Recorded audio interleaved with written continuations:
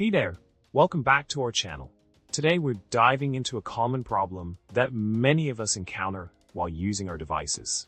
Picture this. You try to open a file or launch a program on your computer, but you're met with an error message that says the file can't be opened because it is in the wrong format. Frustrating, right? Well, that's the problem we'll be tackling in this video. Now, let's talk about the solution to this pesky issue. The key here is to convert the file into a compatible format that your system can recognize. By using a reliable file conversion tool, you can easily change the format of the file to one that is supported by your device.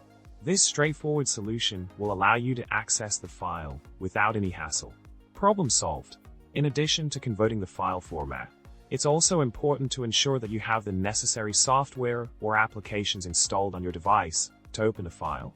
Sometimes, the problem may lie in the absence of the right program, so be sure to check if you have the required software before attempting the file conversion. With the right tools in place, you'll be able to open and view the file seamlessly. Easy solution, right?